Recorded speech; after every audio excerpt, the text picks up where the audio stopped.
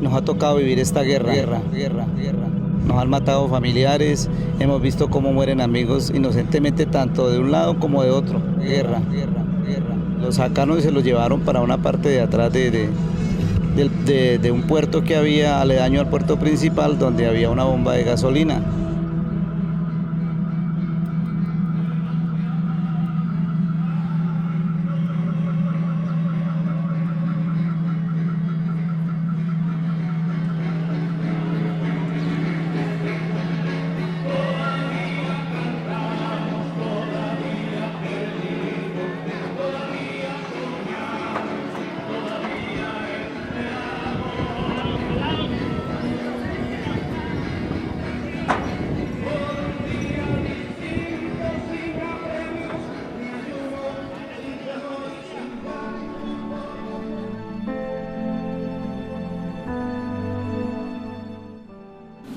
A través de los años, Colombia y su población civil han sido víctimas de atrocidades. El movimiento de derechos humanos de todo el mundo ha concentrado sus esfuerzos en concebir cómo se puede superar la situación de violación sistemática de derechos humanos.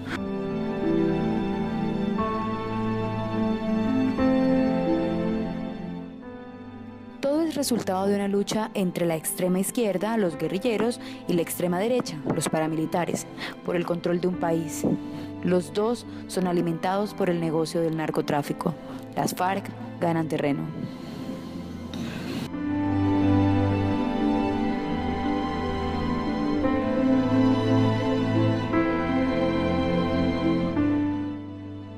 Los colombianos se han convertido en sujetos de terror y dolor.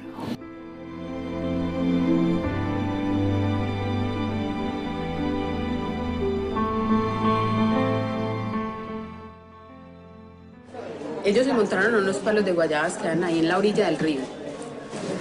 Mi hermanito estaba en la parte más alta de uno de los palos. Ellos alcanzaron a ver unos hombres que venían por el río, unos hombres armados. Entonces todos se tiraron, pero cuando mi hermanito cayó al piso, ya los hombres estaban ahí y lo cogieron. Al niño le cortaron totalmente la cabeza. Inclusive se llegó la noche y no aparecía pues como ningún organismo, nadie para hacer el levantamiento. Yo no lo quise dejar allá. Un potrero estaba muy empantanado. Ya lo encontramos y yo no lo quise dejar allá. Yo levanté el cuerpo y mi mamá llevó la cabeza que está acá. Ya lo organizamos en su camita, le limpiamos la cama.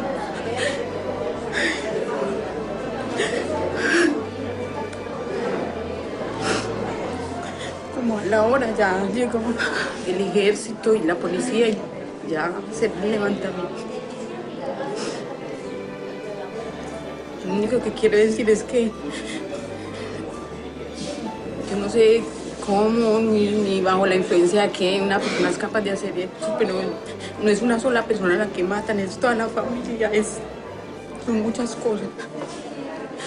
Por muchos tratamientos psicológicos, psiquiátricos, lo que sea, uno no es capaz de reponerse esto. Mire, ya va a ser 12 años y es todavía algo que se revive muy fácilmente, que duele, que nunca va a poder uno como borrarse de la mente. Es una película que está constantemente rebobinando y que uno ve jóvenes de la edad que pudiera tener él en este momento, que son 24 años y que serían. ¿Por qué cortar la vida de un niño ahí empezando a vivir 12 años apenas tenía? Es una pesadilla para toda la vida. ¿Pides justicia? Yo sinceramente, ya pues, yo digo que ya lo que pasó desgraciadamente ya pasó para mí, ya, o sea, ¿con qué se va a reparar esto? ¿Con qué se puede reparar? No hay con qué reparar. No queremos que las personas desplazadas sigan siendo olvidadas y desconocidas. Esta es una manifestación ciudadana, repito, de homenaje a las víctimas.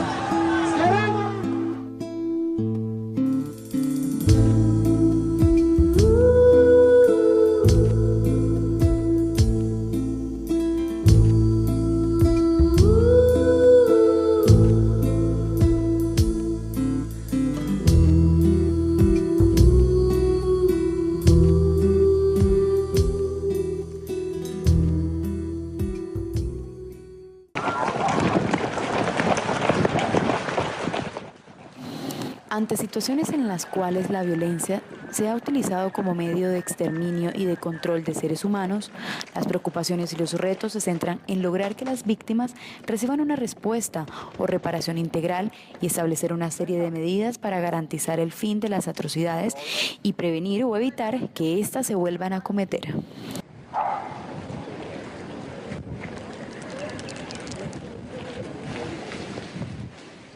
La respuesta que obtienen las víctimas parte de un proceso amplio de consulta y de participación con todas las personas y los sectores sociales que han sido víctimas de la violencia y la represión. ¿Qué es verdad? Verdad es la versión que más se acerca a lo que ocurrió, es lo que las víctimas saben acerca de lo que pasó. También es lo que las comunidades presenciaron y no han podido denunciar, es lo que los responsables saben sobre lo que hicieron. Verdad es el reconocimiento que la sociedad y las instituciones hacen acerca de las violaciones cometidas, las víctimas más perjudicadas por ellas y los responsables de tales hechos. No son capaces de mirarlo a uno a los ojos, eso sí, jamás. Jamás te miran a los ojos. Seguramente les pesa en la conciencia el matar a tanta gente y niños también. ¿Por qué es importante la verdad? La verdad es importante para crear memoria colectiva y luchar contra el olvido, porque la sociedad tiene derecho a saber lo ocurrido y lograr el reconocimiento de la verdad sea el primer paso para evitar que las violaciones se vuelvan a repetir. Las víctimas y toda la sociedad tienen derecho a saber la verdad.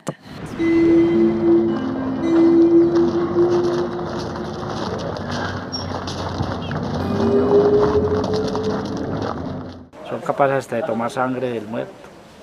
Son despiadados que no tienen compasión de nadie. Y ellos se hacen famosos y temibles con los crímenes. ¿Cómo se busca la verdad? Hay distintas maneras de hacerlo. Por ejemplo, por medio de una investigación oficial, sea judicial o de otra naturaleza, mediante audiencias públicas en las que se puedan participar a la sociedad civil o a través de entrevistas con las víctimas y los miembros de una comunidad. ¿Qué son las comisiones de verdad? Las comisiones de verdad son órganos especiales y temporales de confirmación de hecho que se encargan de investigar violaciones de los derechos humanos o al derecho humanitario que se haya cometido durante un periodo de tiempo. Son creadas de manera oficial por el Estado a través de la ley del Congreso o de un decreto presidencial o incluso de una decisión de un tribunal o de un órgano de control, como la Procuraduría o la Defensoría. Esas comisiones no pueden emitir fallos o condenas. Su propósito es producir y dar a conocer informes sobre las violaciones y sus causas. Como que el corazón se les daña y las armas los hacen sentir más fuertes. Ellos se creen superiores a otras personas por el hecho de tener un arma, pero no. ¿Qué es la justicia? Justicia es lo que logran las víctimas cuando las autoridades investigan y sancionan a los responsables de las violaciones de derechos humanos. De los 35 comandantes, que solo 2 estaban privados de libertad, hoy día 28 están presos en las cárceles. La mayoría está contando los delitos, está permitiendo conocer la verdad de los hechos, que todos conozcan la magnitud de lo que sucedió. ¿Qué es y por qué es importante la búsqueda de la justicia? La búsqueda de la justicia es un proceso individual o colectivo que pretende que las violaciones sean reconocidas formalmente por los órganos de la Administración de Justicia. Es importante porque mientras continúa la situación de conflicto o de represión, se impone la impunidad, es decir, la falta de investigación y de castigo. La falta de justicia facilita que las violaciones y los violadores se sigan escondiendo y continúen actuando y causando daño.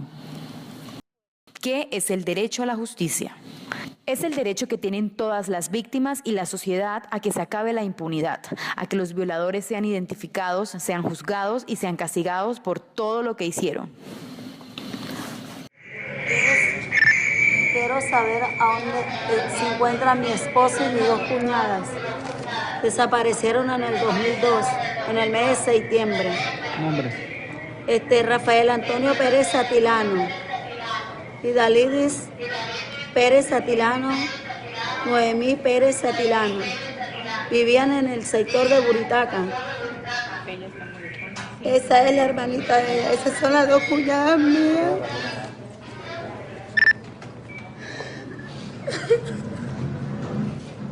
¿Tiene conocimiento? No tengo conocimiento de todo. Voy a llamarle para la averiguación. Sí, ¿tenemos alguna otra pregunta? Que no se haya presentado, por favor, porque ya estamos sobre el tiempo. Tranquila, aquí que estamos. Toma aire por la nariz y bota muy suavemente por la boca. Toma aire. Eso. Otra vez. Toma aire por la nariz y bota por la boca. Eso. Comienza. Mi pregunta es, yo voy a estar aquí contigo. Sí. Diga, mi pregunta es, ten en cuenta el lugar donde fueron los hechos. Arranca. Arranca. ¿No se escuchó? ¿No se escucha?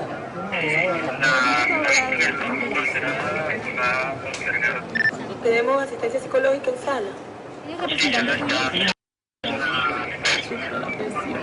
¿Pero quién es tu abogado? Carlos, a él lo mataron el 17 de marzo de 2002 en el Cerro de los Muchachos. Lo sacaron de Palomino en compañía de mi hermano. Lo encontré muerto en el Cerro de los Muchachos. Los mataron en la carretera y los tiraron al vacío.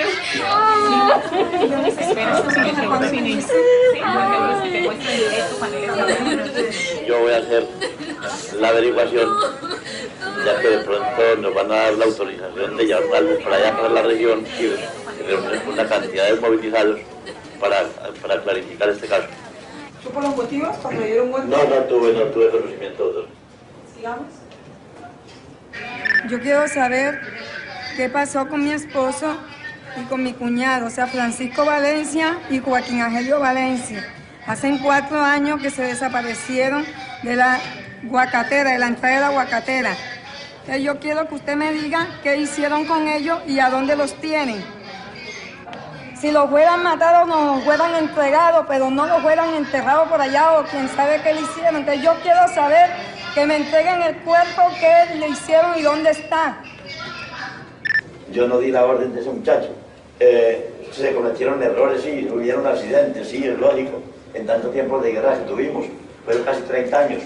Pero este caso yo no lo mandé a hacer.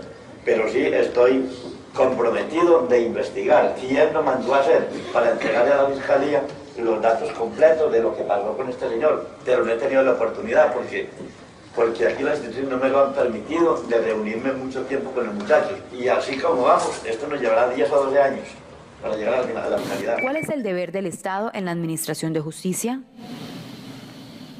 El Estado debe garantizar el funcionamiento de un aparato judicial independiente y autónomo.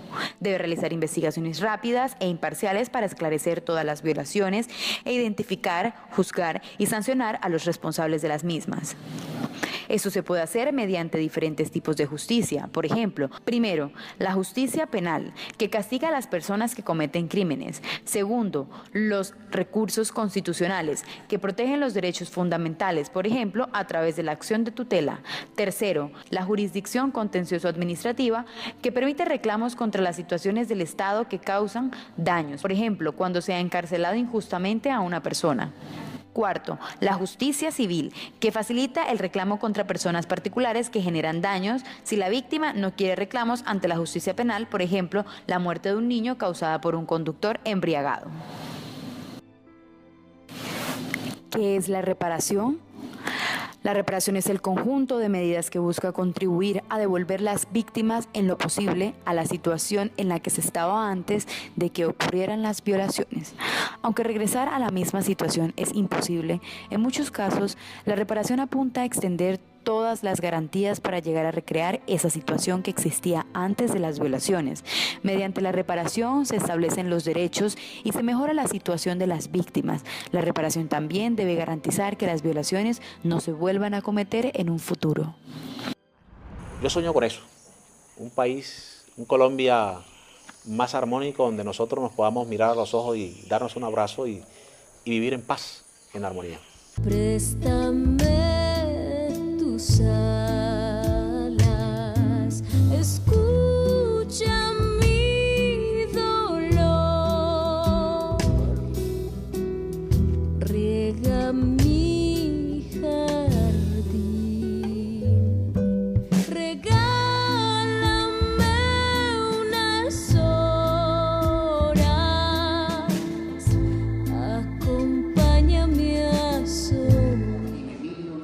qué es necesaria la reparación?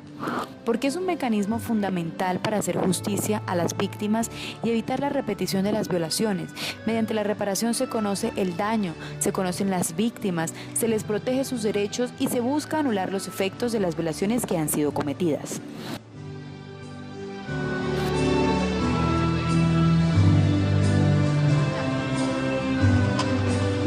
Angélica Arboleda, en calidad de madre, se hace la entrega de los restos de quien en vida respondía al nombre de Julio Alberto Chaverra Arboleda.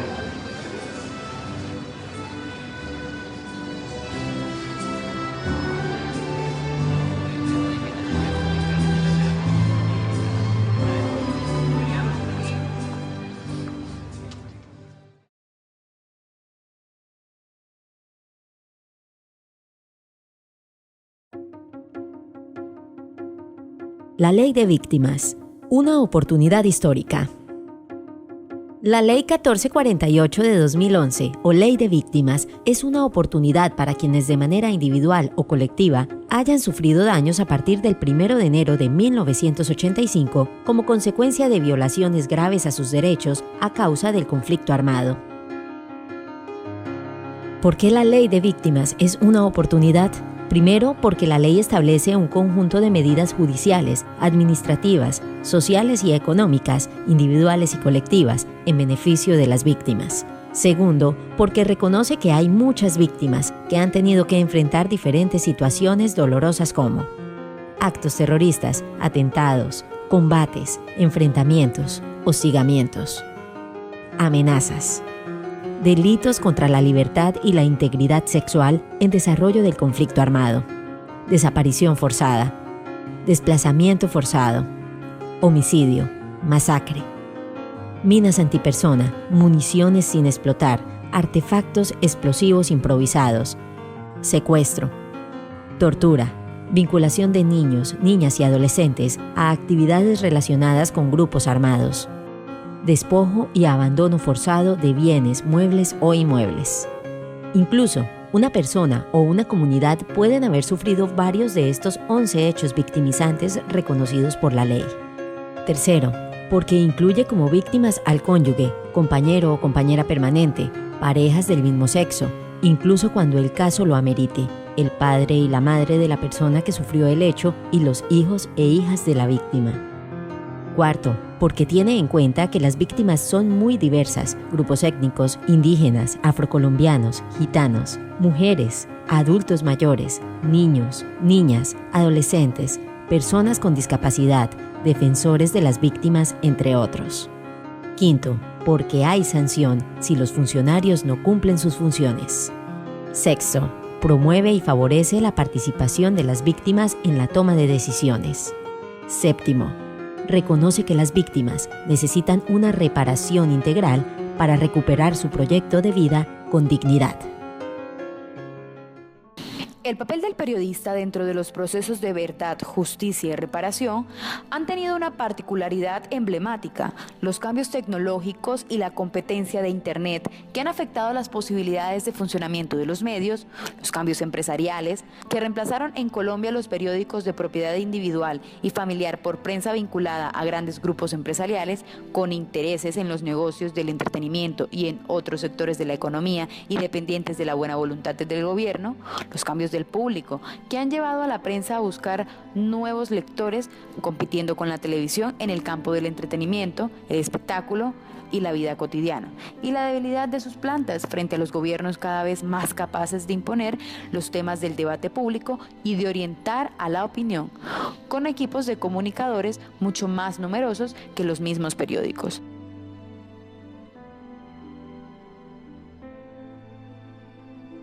Es por esto que Colombia no enfrenta en la actualidad el rol de cumplir un papel central en este momento en temas como la restricción de la censura y la violencia abierta.